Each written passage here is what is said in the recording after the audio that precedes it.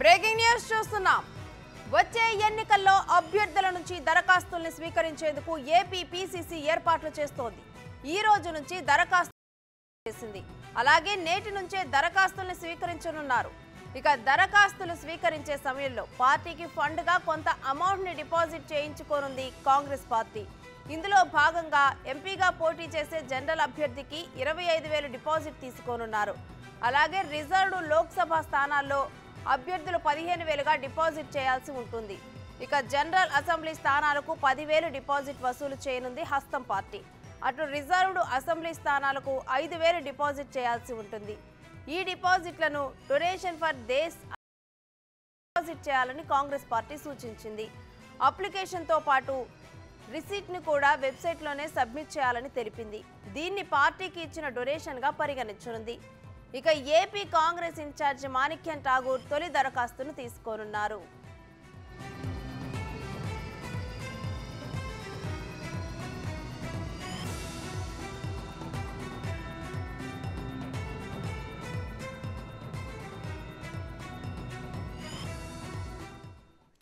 ఇక ఇదే అంశానికి సంబంధించి మరింత సమాచారం మా ప్రతినిధి మల్లికార్జున్ అందిస్తారు. మల్లికార్జున్, దరఖాస్తుల స్వీకరణ వీటన్నిటి మీద డీటెయిల్స్ ఏ విధంగా ఉన్నాయి? రేణుశ్రీ, నేటి నుంచి కూడా 2024లో ఆంధ్రప్రదేశ్ కాంగ్రెస్ కమిటీ తరఫు నుంచి ఎవరైతే ఆశావాహులు పోటీ చేసేందుకు సిద్ధంగా ఉన్నారో వాళ్ళ నుంచి ఆ దరఖాస్తులు కూడా ఆహ్వానిస్తా ఉన్నారు. ఈ నేపథ్యంలోనే నేడు మరి కాసేపట్లో కూడా ఎవరైతే కాంగ్రెస్ పార్టీ రాష్ట్ర వ్యవహారాల ఇన్ఛార్జ్ మాణిక్యం ఠాగూర్ ఎవరైతే ఉన్నారో ఆయన మొదటి దరఖాస్తును కూడా ఆయన స్వీకరించబోతా ఉన్నారు. దానికి సంబంధించిన ఫార్మేట్ ను ఇప్పటికే ఆంధ్రప్రదేశ్ కాంగ్రెస్ కమిటీ సిద్ధం చేసింది.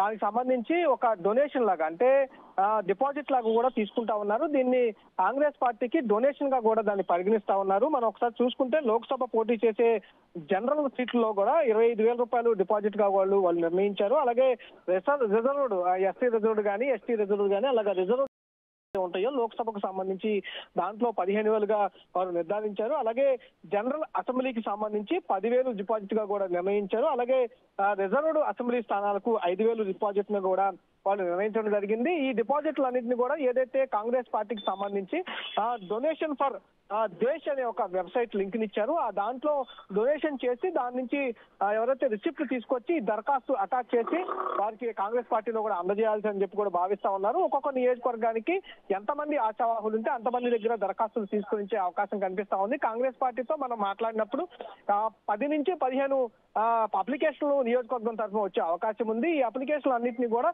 ముందుగా డిస్టిక్ లెవెల్లో కూడా స్క్రూటినీ చేస్తాము. డిస్టిక్ లెవెల్లో స్క్రూటినీ చేసిన తర్వాత ఎవరైతే అభ్యర్థులు గెలుపొందే అవకాశం ఉంటుందో వారికి సంబంధించిన లిస్టును మేము రాష్ట్ర నాయకత్వానికి పంపిస్తాము. రాష్ట్ర నాయకత్వంలో ఆ అప్లికేషన్ స్క్రూటినీ చేసిన తర్వాత అక్కడి నుంచి సిడబ్ల్యూసి కమిటీకి, కేంద్ర కాంగ్రెస్ పార్టీ సంబంధించిన ఏదైతే ఉంటుందో అక్కడికి పంపిస్తాము. అక్కడి నుంచి ఈ అసెంబ్లీకి సంబంధించి కానీ లోక్సభకు సంబంధించిన కానీ అభ్యర్థులు ఎవరైతే పోటీ చేస్తారో వాళ్ళకి సంబంధించిన లిస్టు అక్కడి నుంచి వస్తున్నట్టు కూడా వీళ్ళు క్లియర్ గా చెప్తున్న సమాచారం అయితే మనకు అందుతా ఉంది. దానికి సంబంధించి మరి కాసేపట్లో కూడా ఆయన ఇప్పటికే కాంగ్రెస్ పార్టీ ఆఫీస్ కి చేరుకోవడం జరిగింది. ఆయన మరి కాసేపట్లో మీడియా ముఖంగా కూడా ఆయన మొదటి అప్లికేషన్ అయితే స్వీకరించే అవకాశం అయితే ఉందని చెప్పుకోవచ్చు. Renusri. Right, thank you Mallikarjun.